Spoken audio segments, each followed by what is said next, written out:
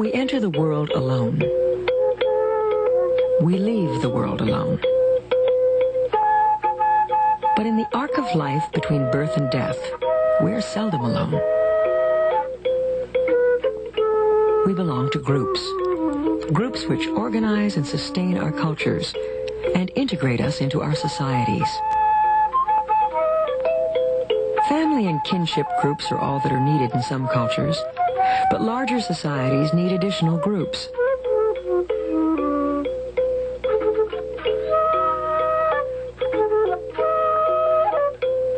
Some of these additional groups are based on age.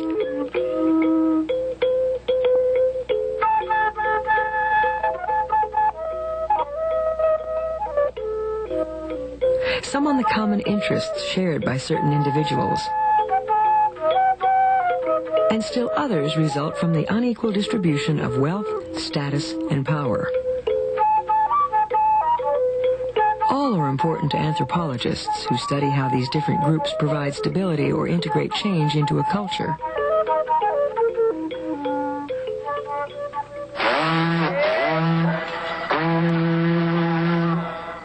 The Maasai are cattle herders who live on the plains of East Africa. They believe that when God created the earth, he didn't have time to keep cattle, so he asked the Maasai to do his herding for him. And so for centuries, the Maasai have been semi-nomadic pastoralists whose life is sustained by the cattle God gave them.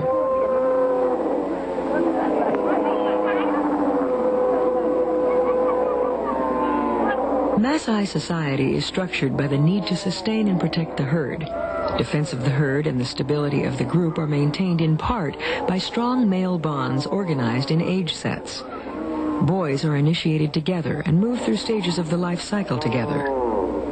Each Maasai male progresses through life in a series of 3 stages. First as a herder.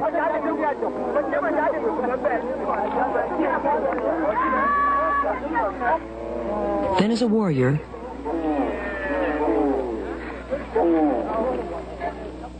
And finally, as an elder. These men are part of the ruling elders of the Maasai. They are on their way to a meeting where important decisions will be made about an upcoming ceremony. The elders provide leadership. They own cattle, and they make decisions concerning the welfare of the group, including marriage arrangements and other transactions involving a transfer of cattle.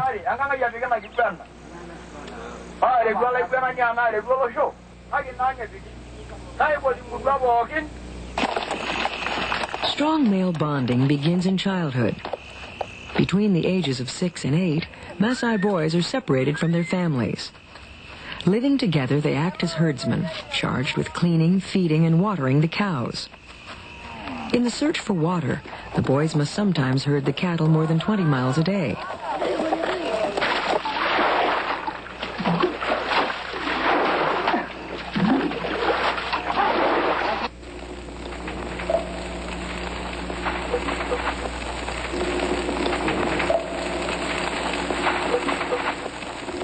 The boys act together to protect the cows from grass fires and other dangers.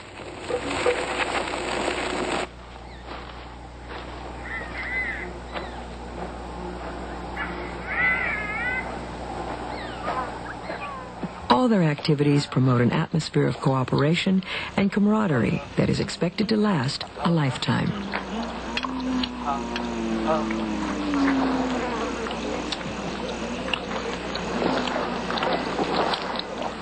When the herdsmen are older, sometime between the ages of 12 and 14, they will be circumcised together and become Moran, the warriors and protectors of their people and cattle.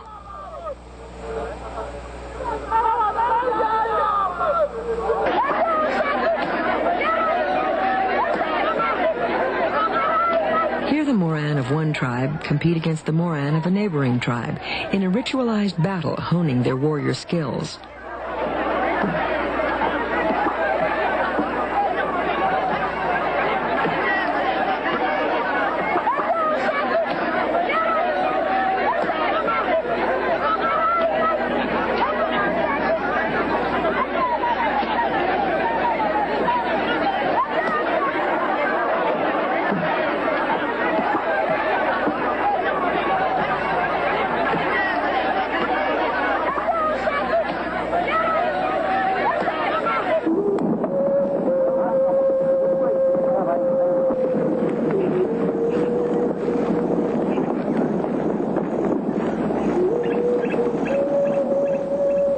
Moran live apart as a group in a hidden training compound called the Opool.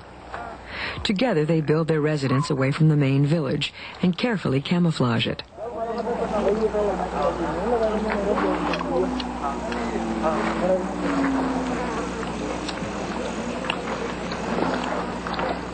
In the Opool, everything is done together.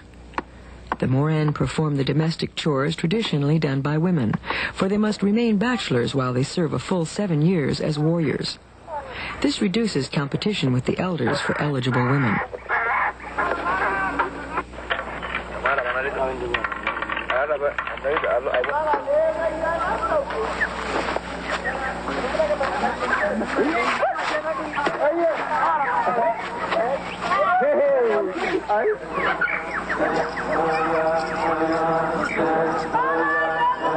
The Moran help braid and decorate each other's hair. In the Maasai culture, only the Moran are allowed long hair. It is considered a mark of bravery and distinction.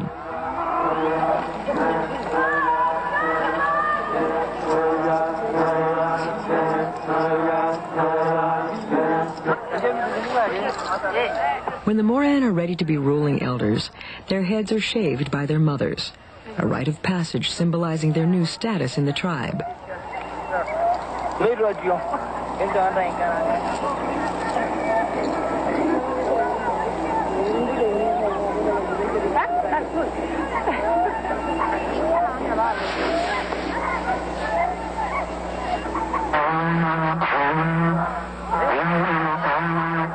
But before this, the Moran must go through a purification ceremony. They drink the blood of a specially sacrificed cow.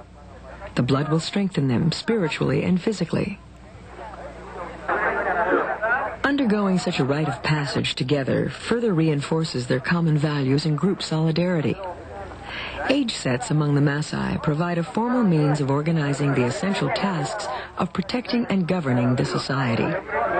There are other less formal ways of promoting group solidarity.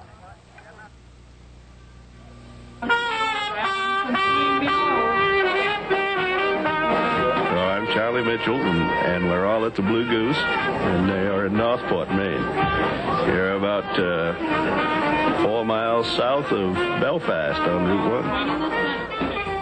1. These are New England contra dancers. They get together to practice traditional line dances and socialize with people who have similar interests. It's not uncommon for people to come 60, 65 miles. Dance. We have people up from Southwest Harbor. People down from Dexa. These contra dancers make up what anthropologists call a common interest association, a group of people who come together to participate in a specific activity or to work for a specific purpose. I come here once a year to celebrate my birthday.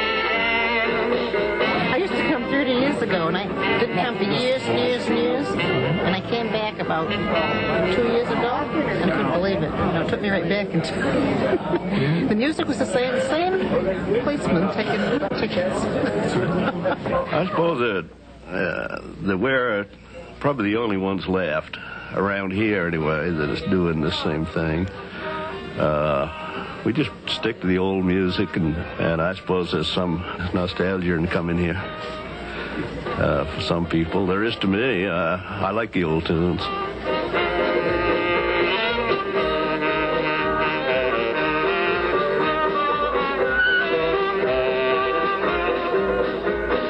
Swing in the center, please.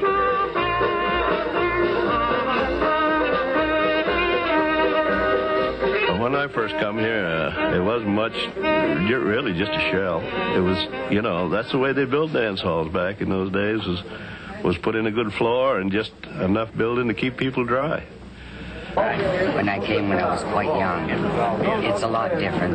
It was like a barn. The music, Donnie Spear, he's been here for years and years. And the cop out there, he goes with the building, Eddie. When I was in my 20s, I was coming here, and Eddie was always here. Yeah, milk's kind of bad, isn't it? Well, yes, but you're getting by. Yeah. Well, it used to be kind of wild down here years and years ago when it first started, Yeah, it used to be kind of wild, but lately years, Yeah, I arrested 8 one down there all alone one night. Took them up the Belfast. But that was a long while ago. It's all just like an old family here now, you know. This is my sister-in-law. She's married to the guy that plays the sax. And I survived it for 40 years. Yeah, even while he was learning. I felt like running away back then, Dave. You know, the reason that he plays is all the people in the neighborhood bought instruments for their children, and nobody played, so the old folks picked it up and they decided to take lessons. Well, we've been here how long? 25 years? 25, 26, somewhere in there. Somewhere between 24 and 28, and nobody can figure it out. Will you swing in the center, please? A common interest association is not based on sex, age, kinship, marriage, or territory. It is voluntary. It results from an act of joining. Will you join 4 hands across and down the hall? Will you turn as 4 and come back?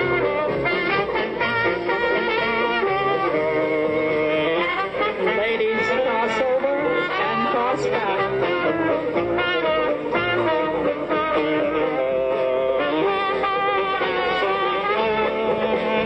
Well, see, this is the only dance. Our style is what's the only one around. We play. We I cater think to it is older the only people. one, as far as I know. The rest of them are either bottle clubs or some place where they have a different outfit every Saturday Well, night. there's no drinking in here. They bring the children. You see 2 or 3-year-old ones. In If people want in them, the they can 80s. bring their kids. They don't Their have to 80s, worry they'll about be in their 80s here. Well, now, there's nothing to prevent them from slipping out to the car. Well, they can go in the car. They do go to the car, but you don't see anybody. You don't see anybody in here that would look like they'd been to the car too many times. Do you? This is a policy that they started here a long time ago, and it's worked very nicely. That's why anybody can That's come why here. there's no trouble here. That's why the cop here doesn't have too much to do except sell tickets.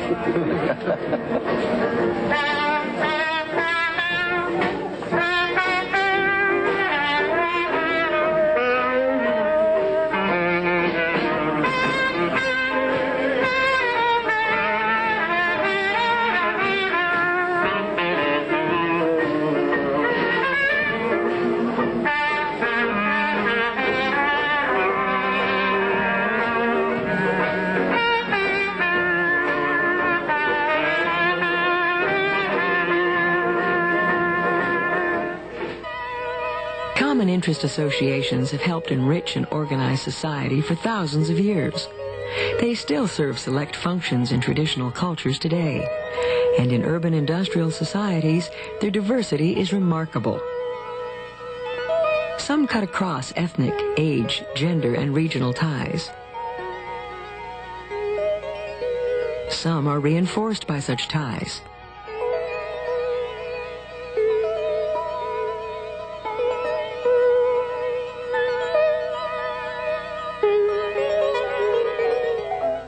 Some helped preserve cultures, others to change them. These retired sleeping car porters continued to meet long after the era of Pullman railroad cars ended.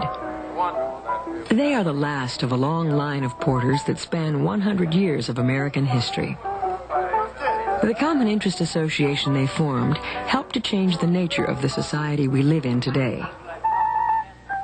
In August of 1925, at an Elks Lodge in Harlem, the Brotherhood of Sleeping Car Porters was launched with 500 members and the help of the black union advocate Philip A. Randolph. One of their chief aims was to improve the working conditions of the porter. They called their job Miles of Smiles. Their welcoming smiles were actually required in their work.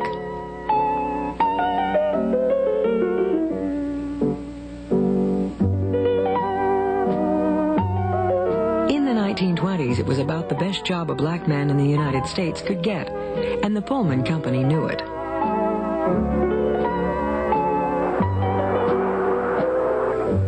You had to be so careful because any boy that got on the train then just wrote you up, say you didn't shine his shoes, or you didn't brush him off when he got on, or he didn't like your attitude, or you didn't smile when you spoke to him.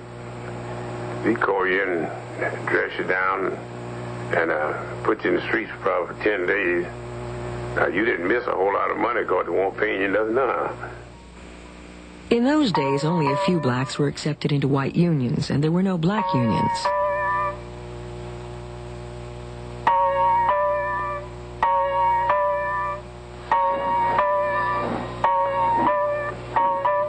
For 12 years, members of the Brotherhood struggled for a union, jeopardizing their jobs, holding secret meetings, negotiating with the government. United by their common interest, the Brotherhood finally won. The Pullman Company capitulated, and the first contract between a U.S. corporation and a black union was signed. The Brotherhood of Sleeping Car Porters went on to fight for the rights of all blacks.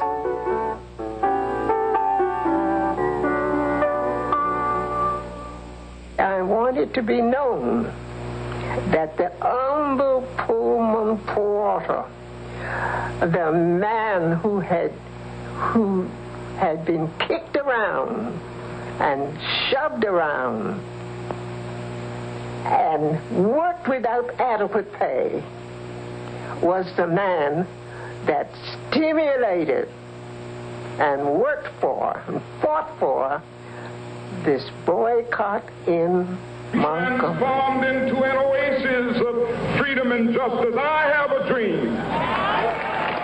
It was Porter E.D. Nixon who organized the famous Montgomery bus boycott that launched the modern civil rights movement. It was Nixon, too, who recruited Martin Luther King, whose name became synonymous with the movement. I have a dream. I was able to make a contribution solely because we had the Brotherhood, and I wasn't afraid.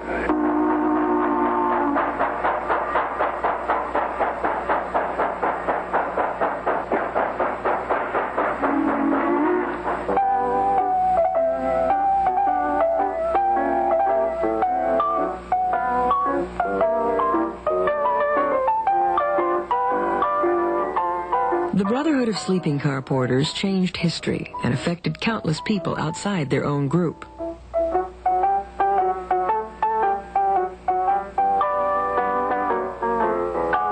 Other common interest associations help people adapt and cope in other ways. Some of these groups may come into conflict with mainstream society.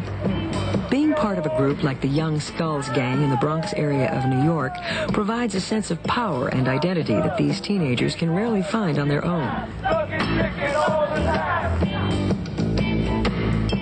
It can give them a feeling of pride and belonging and provides important support where family and other social institutions may have failed them.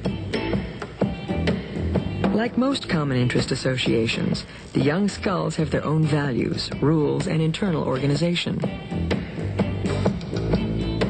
This member has challenged the hierarchy, and he will be punished. I never known a skull to get on punishment. You have sold your soul to the devil. This is the devil, and we are his demons. So you in hell now, and you must worship, and you gonna burn. And he must worship us. The leadership of the gang is reasserted in this ritualized beating, assuring the continued solidarity of the group.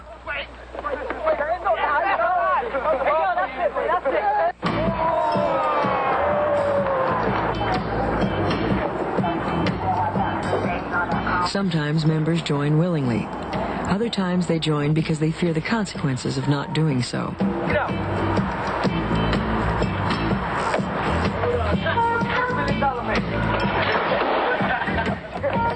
There is strength in numbers.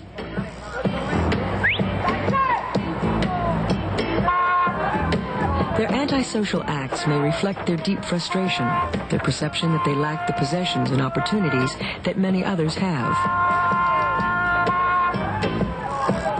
Like the Porters, members of the Young Skulls gang are part of the lower class of their society. They are bonded not only by common interest, but by their economic status as well. Groups based on class reflect social stratification in a culture. Like age sets and common interest associations, class stratification is another way in which people may be organized within societies.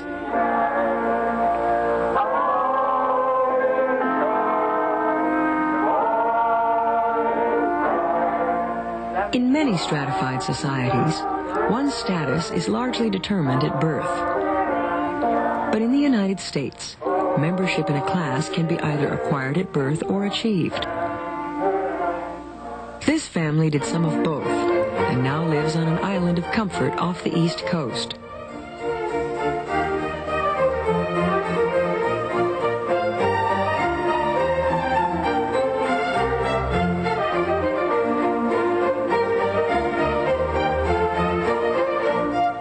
One of the changing luxuries of the upper class is the ability to hire servants.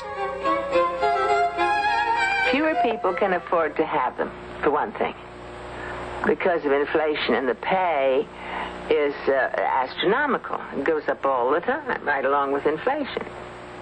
This has made, as you can imagine, a great difference in American life and European life, too, because really, for the first time in history, there haven't been servants, and you know everybody had servants excepting the bitterly poor. Everybody. So that this puts a tremendous burden on the woman in the family now, being so tied down, the kitchen, the house, the children. This sort of thing never was. There were more people who considered it a perfectly proper job to have. Americans never really have thought so, because every American's brought up to think he can be president. So that a servant class has never grown up in America. But in Europe, where you had your classes much more distinct, a lower class person would never expect to be anything but a lower class person. In many European countries, one's social status, inherited by birth, is a significant indicator of class. In the United States, wealth is a more important barometer of class.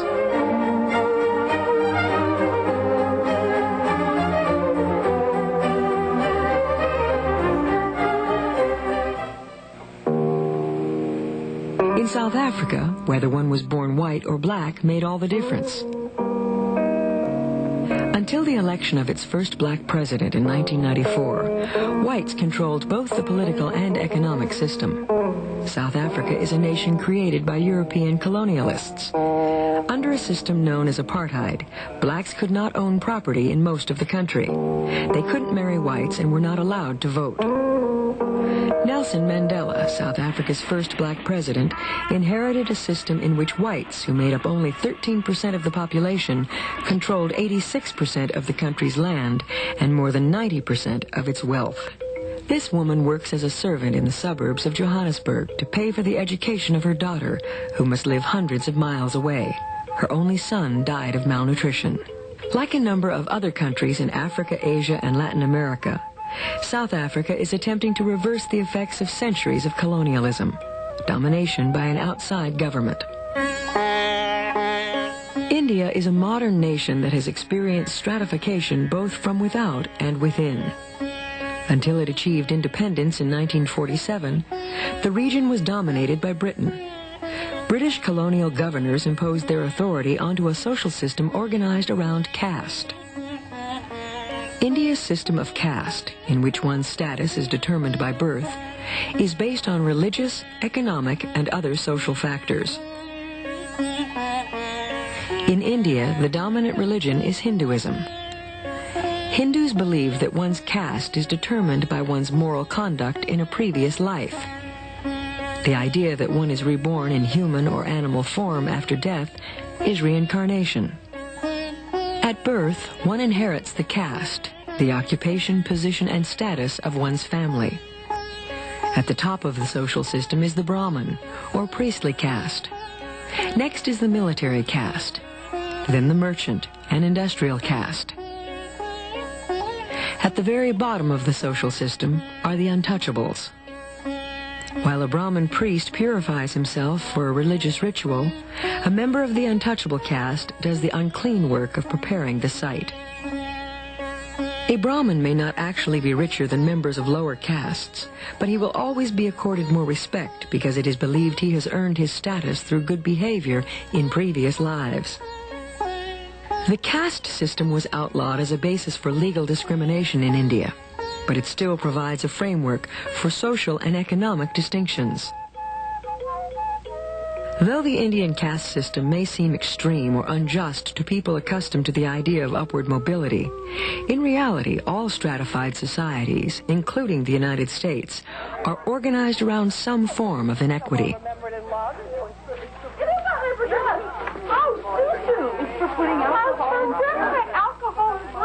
Groups formed on the basis of age, common interest, or stratification provide much of the structure of a society and reflect the values of a culture. We are all members of various types of groups, and even in a system that values individuality and self-reliance, none of us is ever entirely alone.